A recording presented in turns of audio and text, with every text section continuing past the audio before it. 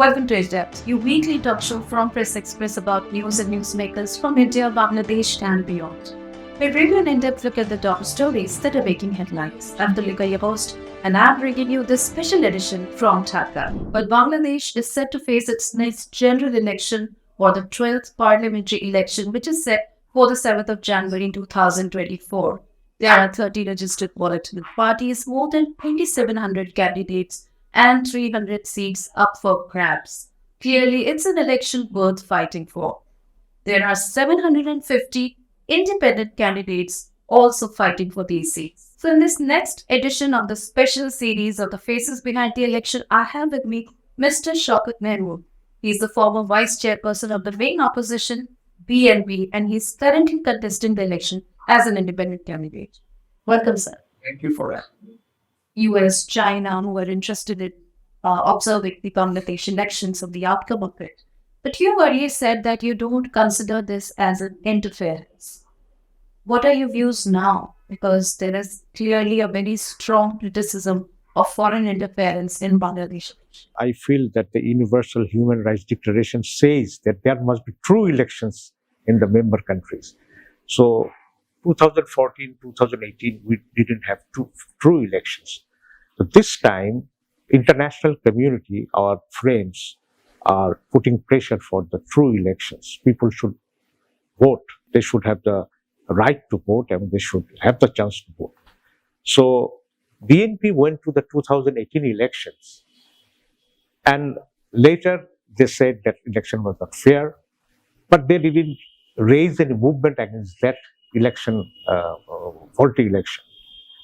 I feel that in relation to 2018, the situation for BNP or opposition to participate in elections was better because now the government cannot manage in the economy.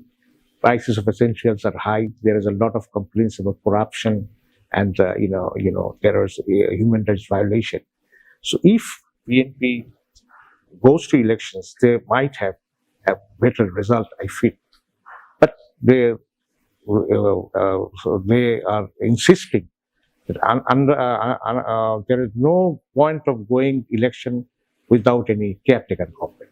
So I feel that is the wrong technique, tactical mistake for BNP. In fact, many BNP leaders were in favor of participating in the election along with you. At least 24 senior leaders have been expelled and who are now contesting as independent candidates. Yeah. Do you think there is paranoia or nervousness within the BNP, especially the top leadership? The crisis of leadership we are suffering. Crisis of leadership and the decision-making process, because BNP was telling their workers that they are coming to power very soon, but without election, how they can come to power very soon? And also, I tell that BNP's movement was conducted very lately. They could have started the movement from the last December, where their divisional conferences were held, but they stopped the movement and they thought that just before election they will raise the movement. But this technique is, I think, that it is faulty because if they conduct the movement previously, we could have some result or something like that. There are concerns within the party itself that senior leaders like Tariq Rahman have a problem listening to the advice of senior leaders. What's your experience? I had very good relationship with him. So I suggested many things to him. So I heard that senior leaders' suggestions were not properly honored or something implemented. I heard just, I can say that. So, but in taking some decisions, I feel that forming committee, committees were formed directly by him. Many other committees, district committees, or other like that. And you were not privy to that. Yeah, and I was very, humiliated when I was the president of Professionals National Committee, who was supported by BNP. I was removed from the acting convener. I was removed. I was not consulted. So many things happened, really.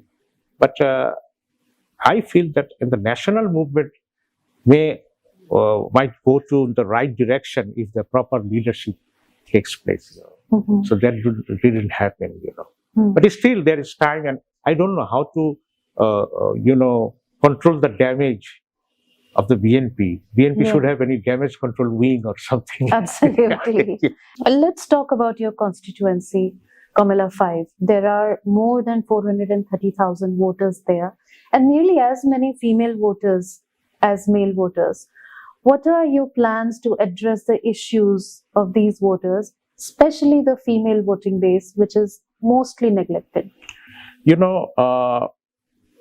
With this national election, previously we thought that there would be no or not many participation of voters in the elections.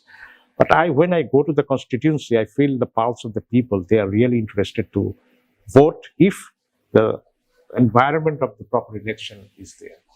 So it is their interest. Comilla 5 people always elects for last 20 years that Awami League MPs, because there was no other party candidates.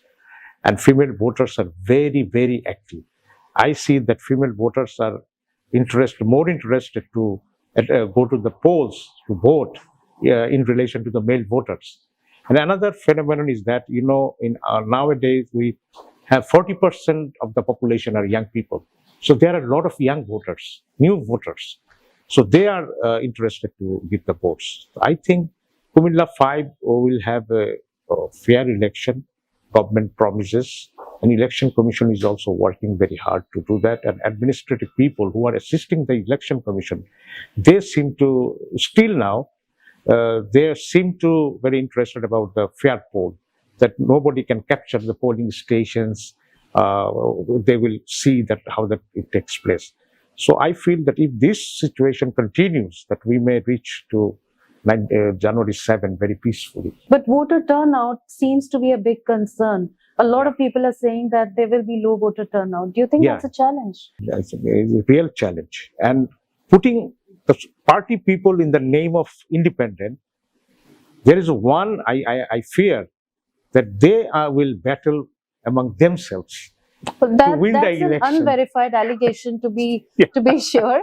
But how are you preparing for a low voter turnout? No, I ask people. They say that if I see that voting center is peaceful, environment is good, I will vote for you. And they are looking for change. But you're up for a strong battle there. There are stronger candidates, especially Awami League candidate Abul Hashim Khan is there. What is your unique strength, your USP to connect with the people there? Abul Hashim Khan seems to be very, weak in campaigning, and 4 Awami League leaders became independent candidates, and 3 of them are Upajala chairman previously.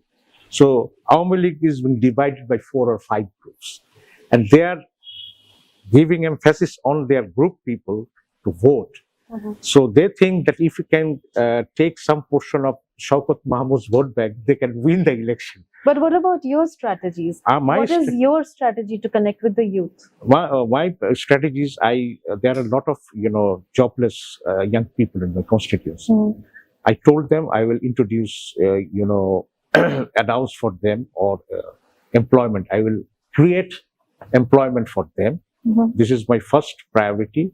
Secondly, there is no gas connection in my Upajala. So I promise that I will bring the gas connection. And if I bring the gas connection, there will be a lot of industries will be established in my constituency. So these are the things. And also, in my constituency in 1971, when Pak army started genocide, a lot of people went to India through my constituency. It is near the Agartala, Tripura, and other things. So our people, provided food, shelter, everything. Secondly, there are maximum number of freedom fighters in my constituency. And thirdly, there are very, alem, religious leaders in my constituency also. This is the unique characteristic of my Comilla patch. So cross-border security also seems to be a concern. And there are some problems with the drug trafficking. Yes. So I asked them to stop this drug trafficking. So people like my idea. So they think that Shaukat Mahmood was previously previously president of the National Press Club, and I worked there for 10 years as BNP's organizational coordinator. So I have grassroots connections with the people, with BNP people and other parties' people.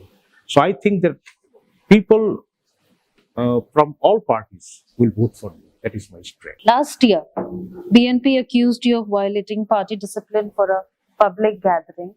In 2019 and 2020 also, you led large rallies for which BNP issued you show cause notices.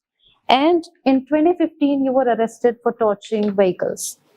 Do you have a history of not following party rules, even though you are so popular at the grassroots level? Those, assemblies were organized in the name of professionals movement. So, first time a professional. You said you don't favor violence. No, I'm telling you. First I'm professional, then I'm politician. So my professional people wanted to raise movement out of the party's program. So I feel that as professional, I can do anything in my without consulting party, because there should be freedom of expression in the party, and party should allow people to work in their professional manner. So they thought that it is wrong, but I feel that they also relieved of their charges. They relieved me also without charges. But later, the last one, it doesn't work. And I was involved in 62 cases. I was sitting in the press club and I heard that the cases are filed as I'm torching a bus or something. These are all the fake cases. Well, on that somber note, we will wrap up this discussion. Thank you so much for your special insights and for joining us today on In Depth from Dhaka. Thank you very much. And for our viewers, I hope you're going back with a more in-depth understanding about who are the faces behind the Bangladesh election in 2024. Do say hi to me on my Facebook handle, Tulika.Bhatnagar.9, or connect with me on my email, which is displayed on the screen here. Till we meet next time, it's Namaste from Tulika.